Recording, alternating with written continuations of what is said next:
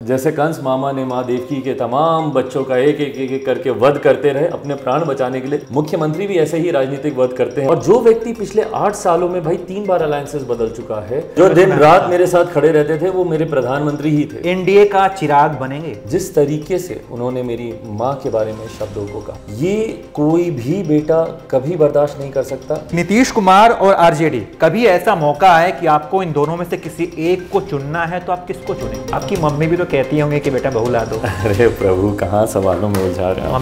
नमस्कार। बिहार की राजनीति में हो गया है खेल, और उसी सियासी खेल के एक बड़े पहलवान हैं। नाम है चिराग पासवान, जो कि हमारे साथ हैं।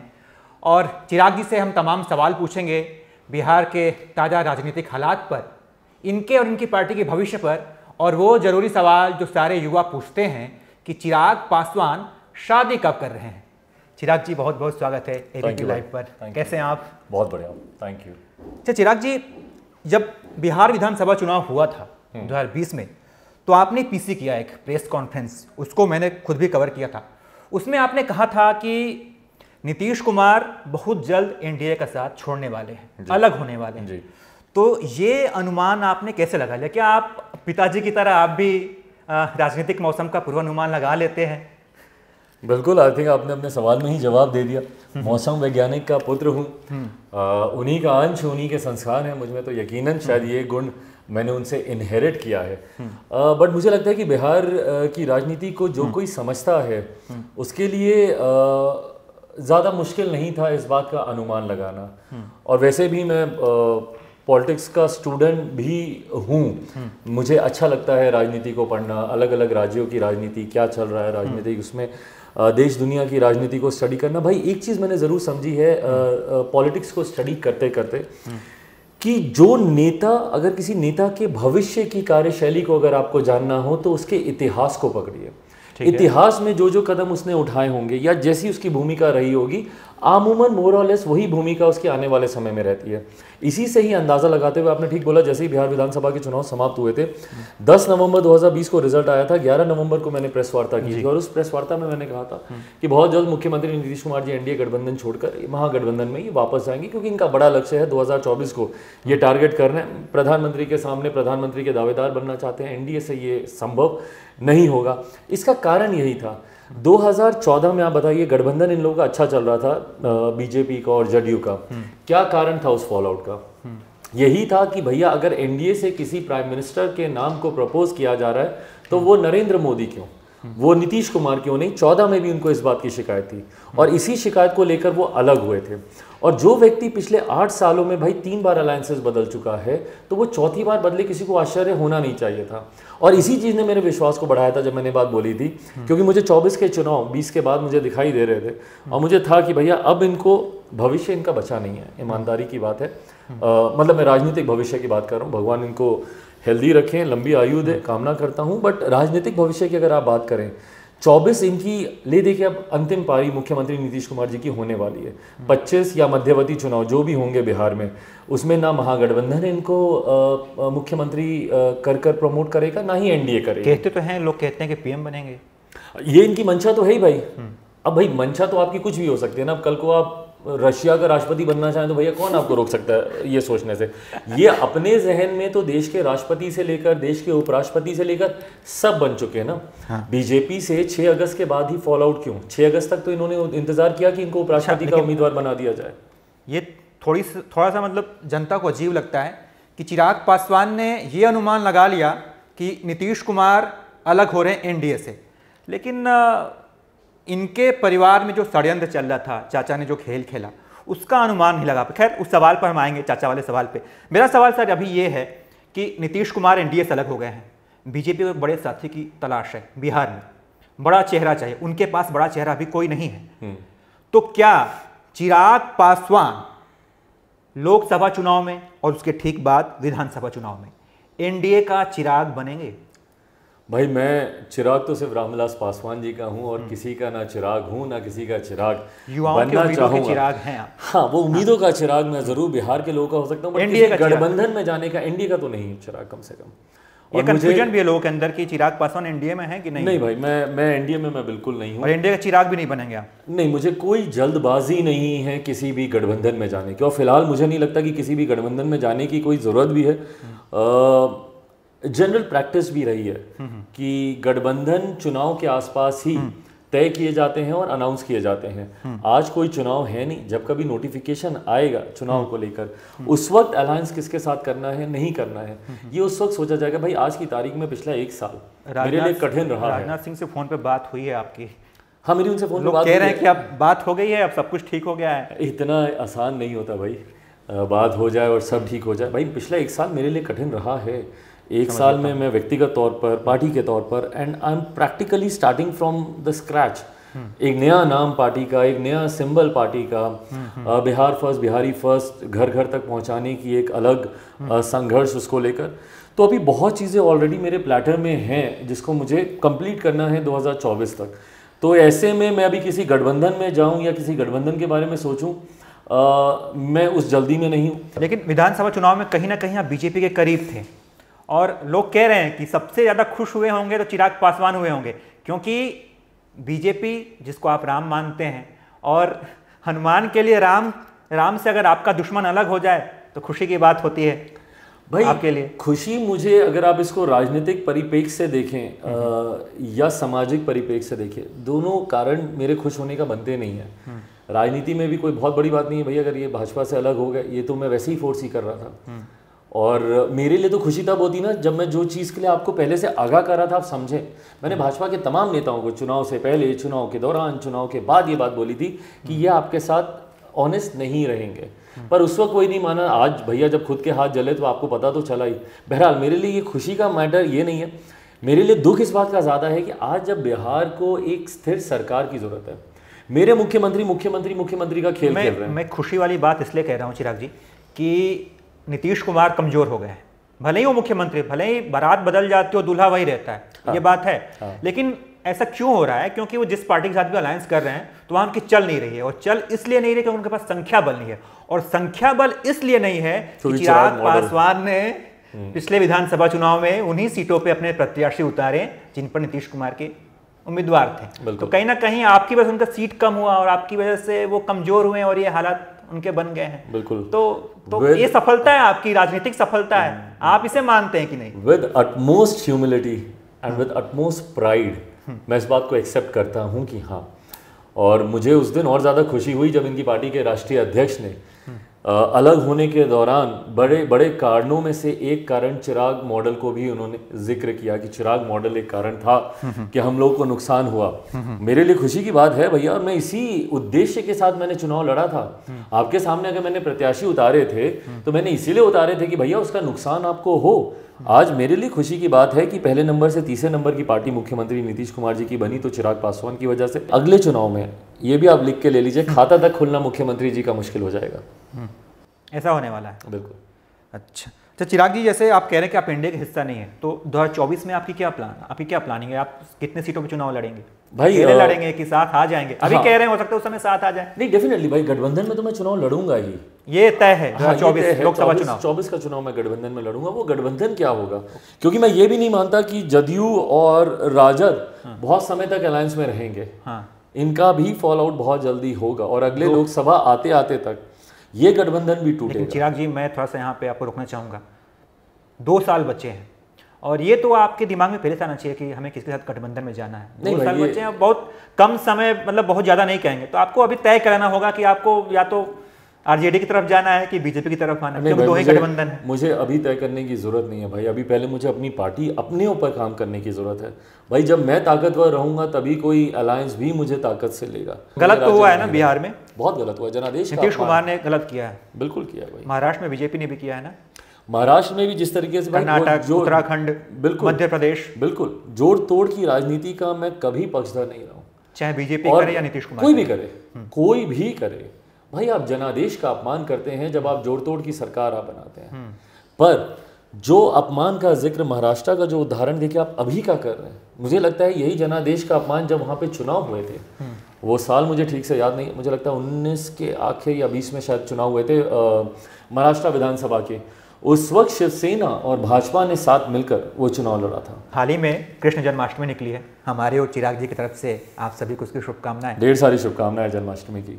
तो जब भगवान श्री कृष्ण का जो युग था, द्वापर युग, तो उस समय मामाओं का बहुत ही चलता था। मामा लोग जो थे वो भांजाओं के साथ खेल करते थे, मामा शकुनी, मामा कंस।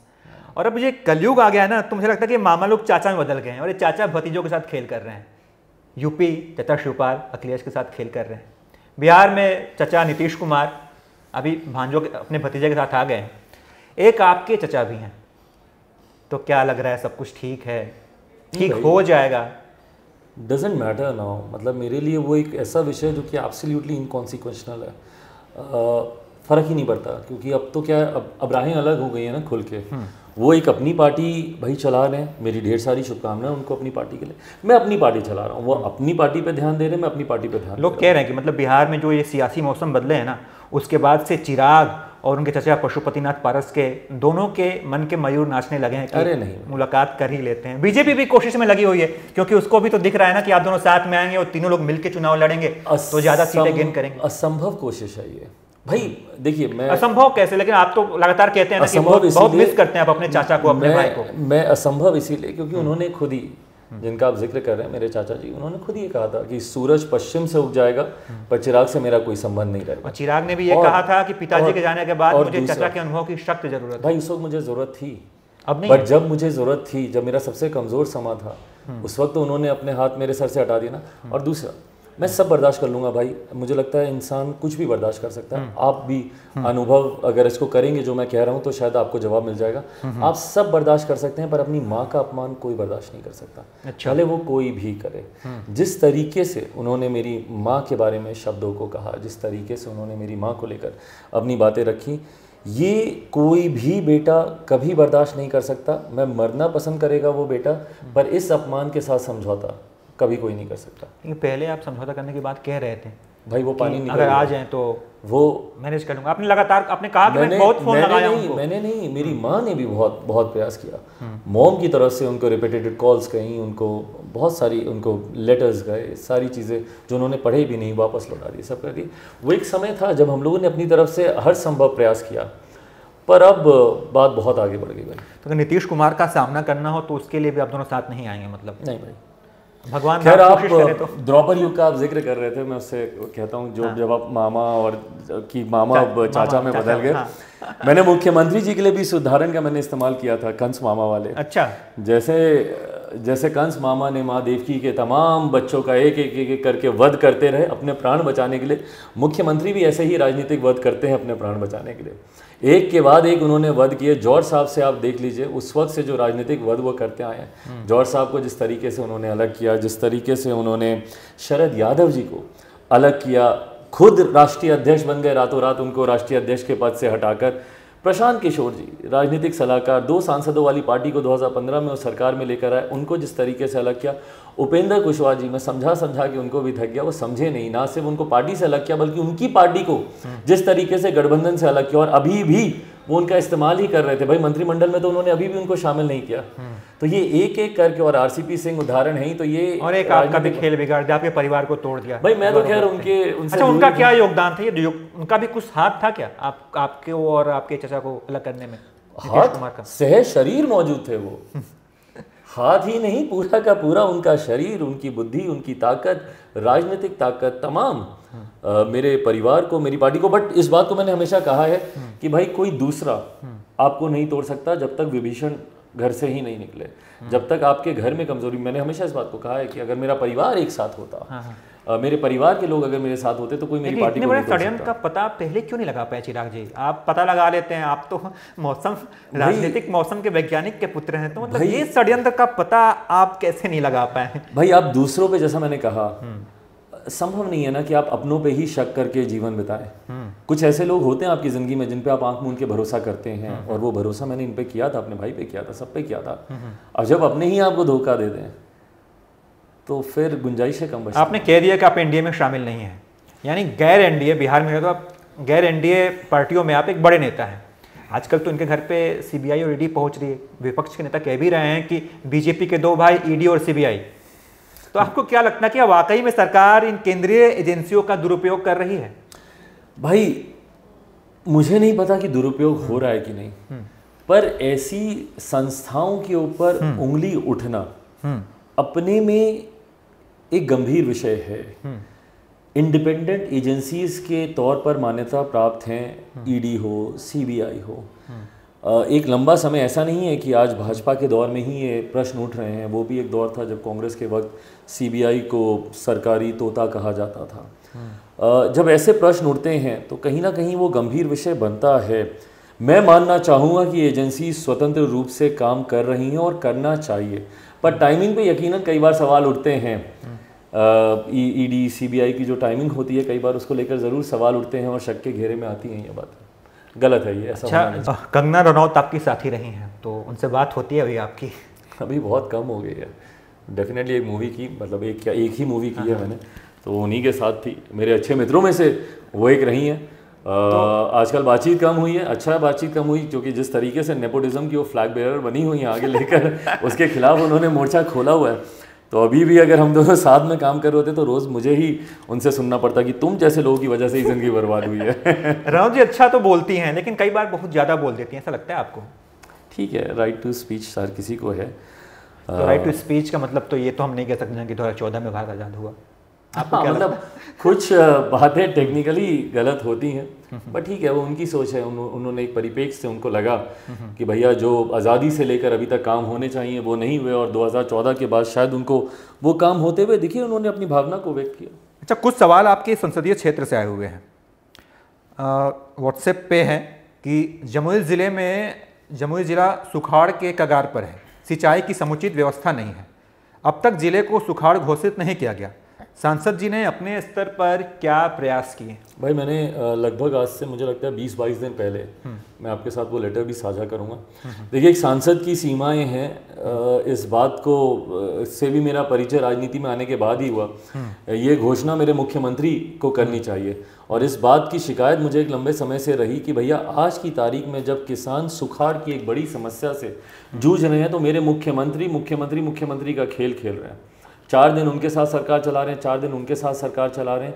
ये समय जब उनको बिहार के किसानों की बदहाल परिस्थिति पे ध्यान देने की ज़रूरत थी, उस वक्त वो इस्तीफ़ा दे रहे हैं, अगले दिन पुनः शपथ ले रहे हैं और उसके बाद मंत्रिमंडल डिसाइड कर रहे हैं। तो ऐसे में भैया ये दौर जब किसान सबसे ज़्यादा विकट परिस्थितियों से गुजर रहा है, तो उस वक्त मुख्यमंत्री, और मेरा पत्र भी मुझे लगता है कि शायद इस मंत्रिमंडल की शपथ और नए मुख्यमंत्री और ये सब सरकार बनाने के चक्कर में संभवतः इस तरफ उनका ध्यान। एक सवाल और है कि आपके ज़िले में, आपके संसदीय क्षेत्र में पत्रकारों की सुरक्षा पर प्रश्न चिन्ह लग गया है। मास्टरमाइंड पुलिस के पकड़ से बाहर है। दिवंगत पत्रकार गोकुल के परिजनों को मुआवजा और बच्चों की शिक्षा की मांग उठ रही है, जिस पर सभी जनप्रतिनिधियों ने आंखें मूंद ली है। संसदीय क्षेत्र होने के नाते आप इस पर क्या पहल कर रहे हैं? भाई इस बात का भी पत्र मुख्यमंत्री को मैंने जिस दिन की ये घटना है, पत्र लिखने से सब कुछ आसान होता तो फिर तो कोई बात ही नहीं। भाई पर और कोई बड़ी पहल बताइए। मुख्यमंत्री मुझसे मिलते नहीं ना, मेरे पास सीमाएं हैं भाई मेरी।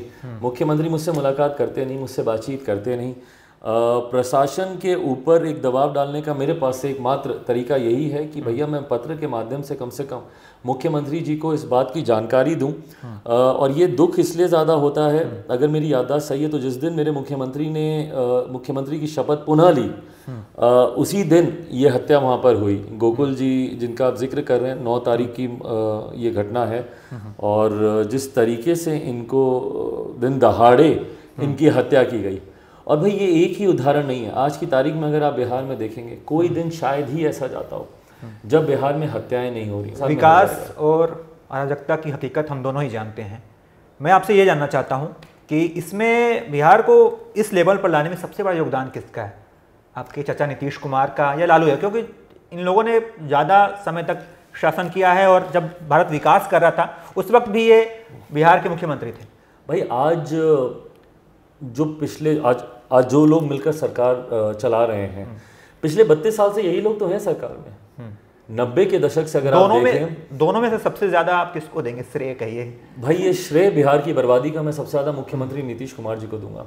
एक लंबे समय के बाद और लगभग 27-28 साल के बाद बिहार के पास एक सुनहरा मौका मिला था बिहार को विकास की राह पर मजबूती से आगे लेकर जाने का। जो सो कॉल्ड डबल इंजन की सरकार बोलते हैं, जो प्रधानमंत्री ने भी कई बार डबल इंजन का जिक्र किया। केंद्र में भी एनडीए की सरकार, बिहार में भी एनडीए की सरकार, वो खूबसूरत 5 साल 17, 18, 19, 20, 21, 22 मुख्यमंत्री नीतीश कुमार जी को मिले थे, जो 5 साल इन्होंने बर्बाद कर दिए, ये कोसते हुए, ये कहते हुए कि अरे जाओ जाकर अपने बाप दादा से पूछो 15 साल पहले का बिहार कैसा था। तो भाई मेरी उम्र का, या शायद अब मेरी उम्र इतनी है कि उस वक्त की चीज़ें मुझे याद हों, पर आज की तारीख में जो फर्स्ट टाइम वोटर है, 18 साल का लड़का, 20 साल का, 22 साल का, 25 साल का, 30 साल का लड़का, भाई उसको नहीं पता 15 साल पहले का बिहार कैसा था, और उसको फर्क भी नहीं पड़ता कि 15 साल पहले का बिहार कैसा था। आप बताइए मुख्यमंत्री नीतीश कुमार जी, पिछले 15 साल से आप प्रदेश के मुख्यमंत्री हैं, एक उपलब्धि अपनी गिना दीजिए, 5 नहीं भी गिनाइए, एक बता दीजिए कि मैंने बिहार में ये करके दिखाया। ठीक है, ये सीएम की बात होगी, लेकिन अगर चिराग पासवान बिहार के मुख्यमंत्री बनते हैं तो उस बदहाली से बाहर निकलने के लिए आपके पास क्या प्लान है? बिहार क्या करेंगे? बिहारी फर्स्ट, भाई एक कंप्लीट रोड मैप मैंने तैयार किया। मेरे नेता, मेरे पिता ने अपने अंतिम दिनों में उसकी फाइनल ड्राफ्टिंग किया, वो कंप्लीट रोड मैप।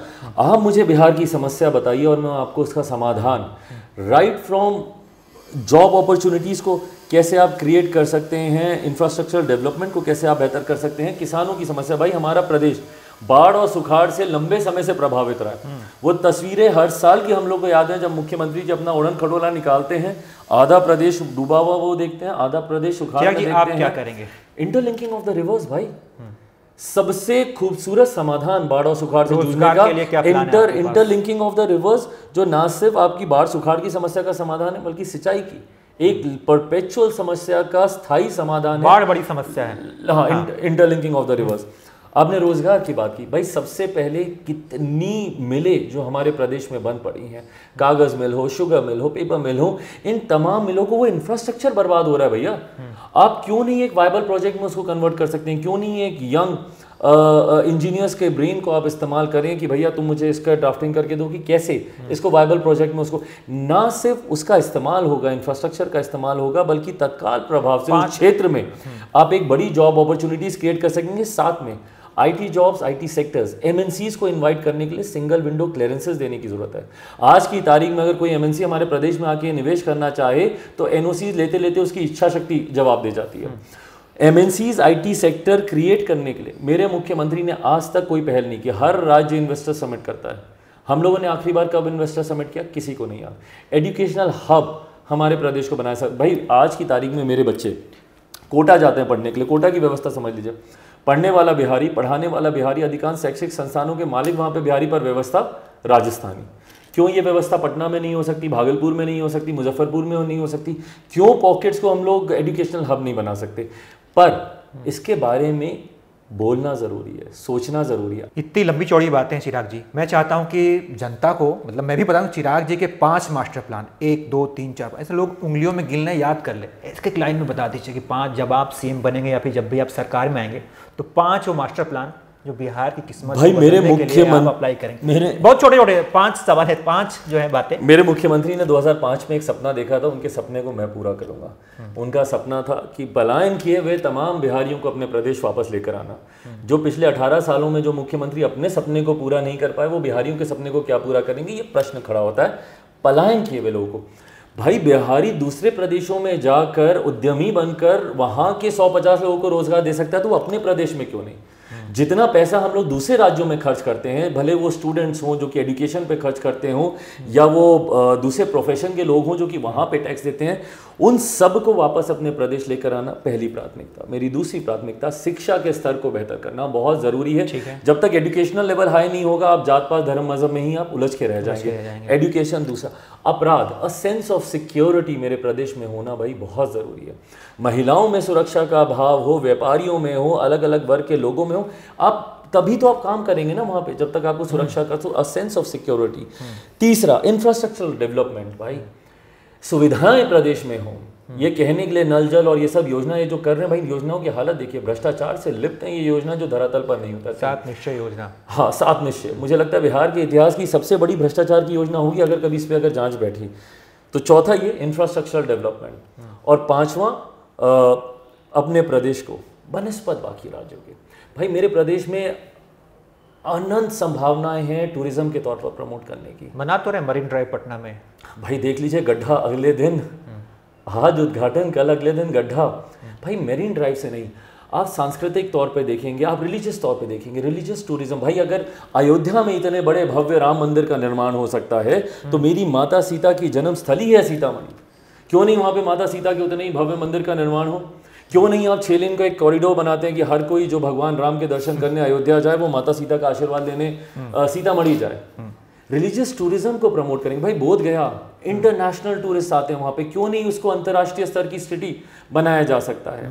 लछवाड़ भगवान महावीर की जन्मस्थली, गुरु गोविंद जी की जन्मस्थली, क्यों नहीं इसको इंटरनेशनली इसको प्रमोट किया जा सकता? मैंने ये मान लिया कि आप अपनी ये बातें मुख्यमंत्री नीतीश कुमार को नहीं बता पाए क्योंकि वो आपको समय नहीं देते थे जी। लेकिन राम का तो समय मिलता था आपको ना, कि वो भी उनका भी नहीं मिलता था? क्या आप ऐसे ही खुद को हनुमान बना दिए थे लेकिन आपको हनुमान का दर्जा नहीं मिला?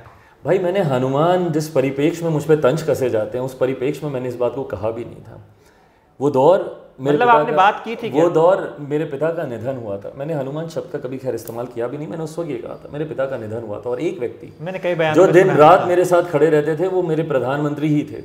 मेरे मुख्यमंत्री ने कभी फ़ोन कर मेरे पिता का हालचाल तक जानना ज़रूरी नहीं समझा, पर प्रधानमंत्री दिन में 2-2 बार फ़ोन कर मेरे पिता का हालचाल पूछते थे। मेरे दुख के समय में, मेरी ज़रूरत के समय पे प्रधानमंत्री मेरे साथ खड़े रहे as a pillar of strength. मैं उसका सम्मान करता हूँ। तुरंत उसी वक्त चुनाव हुए थे और उस वक्त मैंने कहा था, उस वक्त जेडीयू के लोग मुझे बोलते थे अरे पीएम की आप तस्वीर का इस्तेमाल नहीं करेंगे, ये नहीं करेंगे। अरे भैया मैं गठबंधन से बाहर हूँ, मैं क्यों इस्तेमाल करूँगा? और उस वक्त मैंने कहा था कि वैसे भी वो मेरे दिल में बसते, मुझे ज़रूरत नहीं है, क्योंकि वो सम्मान मैं उनको आज भी देता हूँ। मेरे परिवार जब सबसे कठिन दौर से गुजर रहा था उस वक्त प्रधानमंत्री थे। तो बहरहाल मैंने जब आपका टूट रहा था तो भी तो भगवान राम ने कुछ नहीं बोला। हाँ, तो इस बात की शिकायत है मुझे भाई, इस बात का दुख है हनुमान बिल्कुल है, इस बात का दुख क्यों नहीं होगा, इस बात का दुख है मुझे। पर हाँ, मैं उसमें दोषी वो बात अलग है कि मैं जनता दल यूनाइटेड को मानता हूँ कि ये पूरी भूमिका, ये पूरा घटना चक्र उन्हीं के द्वारा रचा गया था। पर हाँ, उस वक्त खामोश तो सब लोग रहे थे। जब मेरा घर टूट रहा था, जब मेरा परिवार टूट रहा था, जब मेरी पार्टी टूट रही थी, तो खामोश तो सब थे ही। चिराग जी, एक और सवाल है। जब आपके पिताजी का निधन हुआ था तो 13वीं से पहले आपका एक वीडियो आया था जिसमें आप कुछ स्पीच की प्रैक्टिस कर रहे थे कि जो शोक सभा होगी आप में कैसे बोलेंगे। तो लोगों ने ये दिखाया था कि देखिए चिराग जी कितने नहीं भाई, इसकी सच्चाई क्या है मैं नहीं जानना चाहता नहीं, मतलब हाँ, get the facts very clear. क्योंकि उस वीडियो को वैसा कह के भी नहीं दिया गया था, जो टूल किट भी जो तैयार करके दिया गया था उस वीडियो के साथ, क्योंकि उसमें कई भ्रामक चीज़ों को रखा गया था। मेरे पिता का निधन 8 तारीख को हुआ था और उस वक्त पहले फेज़ का चुनाव शुरू हो चुका था। और हमारे संस्कारों में जो भारतीय संस्कृति है या जिस रीति रिवाज से को हम लोग मानते हैं, उसमें जो मुखाग्नि देने वाला पुत्र होता है वो 10 दिन तक घर से बाहर नहीं निकल सकता। 10 दिन का मतलब मैं 21 तारीख तक मैं घर से बाहर नहीं निकल सकता था। जिस दिन हम लोगों ने मुखाग्नि दी उससे अगले दिन 21 तारीख का मतलब ये था क्योंकि 5 तारीख को मुझे लगता है चुनाव की समाप्ति थी, प्रचार की समाप्ति थी, और 8 तारीख को नहीं 10 तारीख को रिजल्ट आया था। तो ये 7 या 8 नवंबर तक वो था। तो मेरे पास वो दिन बहुत कम थे प्रचार के लिए। तो मैंने डिजिटल प्रमोशन हम लोगों ने इसका शुरू किया था कि भाई कम से कम डिजिटली, और मेरा जो बिहारी फर्स्ट जो विजन डॉक्यूमेंट है उसको प्रमोट करने के लिए हम लोगों ने डिजिटल प्लेटफॉर्म का इस्तेमाल किया था। तो उस वक्त उस डिजिटल प्रोमो को शूट करने के लिए बिहारी फर्स्ट कैंपेन का हम लोग शूट कर रहे थे, जिसका वीडियो उन्होंने निकाला था। अच्छा, चिराग जी अब आते हैं उस सवाल पे जिसका इंतज़ार काफ़ी कई युवा कर रहे हैं। देखिए आपके 2 परिवार हैं, एक तो परिवार आपका पुराना बॉलीवुड वाला है और एक ये पॉलिटिकल परिवार है। तो पुराने परिवार के बड़े भाई सलमान खान ने शादी नहीं की है और इस परिवार के बड़े भाई राहुल गांधी ने शादी नहीं की। तो क्या छोटा भाई इंतजार कर रहे हैं कि बड़े भाइयों की शादी हो जाए तब हम शादी करेंगे? चलिए हम इंतजार ही कर रहे हैं भाई, कब ना वो करेंगे ना मैं करूंगा। नहीं, ये तो फिर गड़बड़ है ना, कर कब रहे हैं? नहीं भाई, प्राथमिकताएं अलग है भाई मेरी। जैसा मैंने कहा, एक कठिन दौर से गुजर रहा हूँ। पार्टी पिता के सपने, उनके विचारों को आगे लेकर जाना ही अभी मेरी प्राथमिकता है, नथिंग एल्स। ठीक है, प्राथमिकताएं होती हैं, लेकिन जैसे मेरी प्राथमिकता भी मेरा करियर होगा। मैं भी 29 साल का हो गया हूँ, शादी करने की इच्छा बिल्कुल भी नहीं है, लेकिन मम्मी कहती रहती है कि यार बेटा बहू कब लेकर आओगे, तो आपकी मम्मी भी तो कहती होंगे कि बेटा बहू ला दो। अरे प्रभु, कहाँ सवालों में उलझा रहे हैं आप। मम्मी तो पूछती होंगे। हाँ नहीं, डेफिनेटली परिवार चाहता है, बट आप क्या कहते हैं मम्मी से? अभी समय नहीं है, अभी बिल्कुल समय नहीं है। मेरे 2400 घंटे दिन में मुझे कम पड़ते हैं काम करने के लिए, तो ऐसे में, और शादी एक बहुत बड़ी जिम्मेदारी है, मैं उसको हल्के में नहीं ले सकता। आप एक नया परिवार आप खड़ा करते हैं, किसी को आप लेकर अपने घर आते हैं, वो समय देना, वो इज़्ज़त, वो सम्मान, it comes with a huge responsibility, तो आप उसको हल्के में नहीं ले सकते। और वो उतना समय देने के लिए आज की तारीख में मेरे पास है नहीं। मैं आपकी भावनाएं समझ सकता हूँ, एक परिवार टूटना क्या होता है, लेकिन कई लोग ये भी कह रहे हैं कि चिराग पासवान परिवार को नहीं बचा पाए, हाँ, तो बिहार सरकार कैसे चलाएंगे? परिवार को जोड़ना और बिहार को भी परिवार को जहाँ पे जोड़ने की जिम्मेदारी चिराग पासवान की थी, आप आज देख रहे हैं कि एक खूबसूरत परिवार, मेरे साथ मेरी तमाम बहनें, मेरे तमाम ऐसे लोग जिनको संभालने की जिम्मेदारी मेरी है। मेरी बहन, मेरा अपना परिवार, मेरी बहनें, माँ, मेरी नानी, तमाम वो साथ में हैं। यहाँ पे बस चूक मुझसे इतनी हुई कि मेरे पिता के निधन के बाद ये जिम्मेदारी, जिनको मैं अपना पिता तुल्य मानता था, मैंने उन पे छोड़ रखी थी। मेरे चाचा, उनके जाने के बाद, भैया ये परिवार को आगे लेकर चलना, परिवार को एक साथ रखना जैसे मेरे पिता रखते थे, ये जिम्मेदारी उनकी थी। और स्वाभाविक है भैया, परिवार में सबसे बड़े वही थे, तो ये जिम्मेदारी उनकी थी। यहाँ पर मुझसे गलती हुई कि मैंने उन पे भरोसा किया और उन्होंने ही परिवार को तोड़ दिया। ठीक है, अच्छा, कुछ मेरे पास 4-5 सवाल हैं, तो उसके जवाब ना रैपिड फायर टाइप का है, तो ऑप्शन चुनना है। ओके, आप चाहें तो उसको स्किप भी कर सकते हैं। ओके, लेकिन अगर सारे सवालों के जवाब दे देंगे तो जनता समझे कि चिराग भैया एकदम बेबाक छवि वाले नेता, एकदम बेबाक हैं। ओके, तो मेरा पहला सवाल है कि नीतीश कुमार और आरजेडी, कभी ऐसा मौका आए कि आपको इन दोनों में से किसी एक को चुनना है, तो आप किसको चुनेंगे? अगर कभी ऐसा मौका आता है जहाँ पे सिर्फ यही 2 विकल्प हैं, तो आरजेडी। दूसरा सवाल, तेज प्रताप यादव और राहुल गांधी, इन दोनों में से आप किसको ज़्यादा राजनीतिक समझदार मानते हैं या जिनकी राजनीतिक समझ बेहतर? भाई दोनों की खैर तुलना की नहीं जा सकती, बट बहुत हाइपोथेटिकली आप पूछे, क्योंकि एक सिर्फ स्टेट की राजनीति में रहे और एक सेंटर की राजनीति में रहे, तो ये तुलना ही उचित नहीं है, बट राहुल गांधी। ठीक है, तीसरा सवाल, आपके परिवार में जो बिखराव हुआ उसका नीतीश कुमार का कितना हाथ है? सह शरीर मौजूद है, मैंने कहा। आपकी लंबी उम्र है और पीएम मोदी आने वाले समय में रिटायर हो जाएंगे, उनके बाद पीएम के लिए उपयुक्त कौन होगा एनडीए की तरफ से, बीजेपी की तरफ से? अमित शाह या योगी आदित्यनाथ? अगर आपसे कहा जाए कि दोनों में से किसी को चुनिए तो किसे? मुझे कोई क्यों बोलेगा? मानते हैं आपकी पसंद है, आपकी पसंद, उनका पार्लियामेंट बोर्ड ये डिसाइड करता है। समझ गया, आपकी पसंद तो होगी ना कुछ।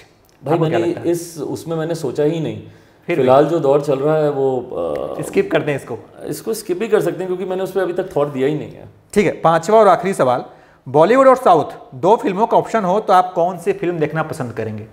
आई थिंक साउथ की मूवीज़ आर डूइंग गुड, और मैं देखता हूँ साउथ की मूवीज़ अच्छा कर रही हैं।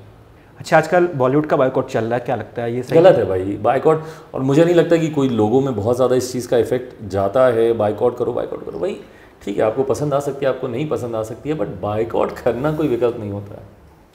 तो ये थे चिराग पासवान, बिहार के कई युवाओं के उम्मीदों के चिराग हैं। उम्मीद करता हूँ कि ये चिराग जलता रहेगा और बिहार समेत देश को भी रोशन करेगा। चिराग पासवान को भी ढेर सारी शुभकामनाएं, ऑल द बेस्ट आपकी राजनीतिक पारी के लिए, आपकी पार्टी के लिए। बहुत बहुत शुक्रिया कि आपने समय दिया और हमसे बात की। Thank you very much.